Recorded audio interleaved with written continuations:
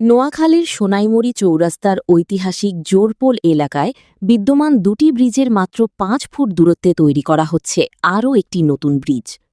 জেলা পরিষদের অনুমতি নিয়ে ব্যক্তি মালিকানায় নির্মিত এই তৃতীয় ব্রিজের কারণে বাধাগ্রস্ত হতে চলেছে ৪ খালের পানি নিষ্কাশন ব্যবস্থা। গত এপ্রিলের ৫ তারিখ জেলা পরিষদের সার্ভেয়ার ইমরান হোসেনের সুপারিশে জেলা পরিষদের নবনিযুক্ত প্রশাসক এই ব্রিজের অনুমোদন দেয়।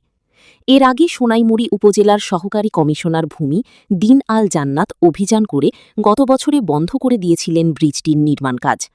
পরে গত ২৮ এপ্রিল দিন আল জান্নাত বদলি হওয়ার ২৪ ঘণ্টা পার হতে না হতেই দ্রুতগতিতে চলছে এই ব্রিজের নির্মাণ কাজ।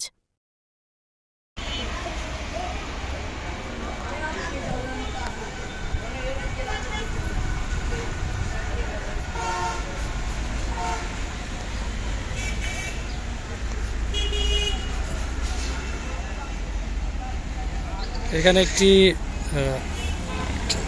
ব্রিজ দেখা যাচ্ছে, এর মাত্র ৫ ফুট পরে আরেকটা ব্রিজ।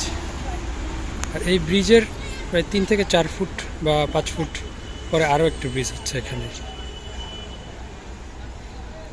এবং এই ব্রিজটি নির্মাণ করার জন্যে এই পাশের মাটি দিয়ে ভরাট করা হয়েছে জায়গা। এখান থেকে পানি প্রবাহ বন্ধ রয়েছে যেমন দেখতে পাচ্ছেন, এবং এখানে ঝোপ আগাছা জন্মেছে পানি না থাকার কারণে।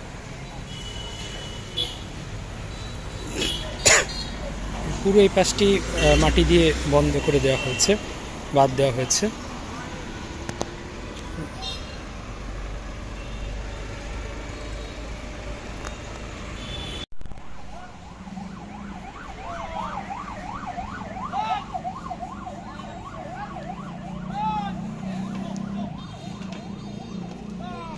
কি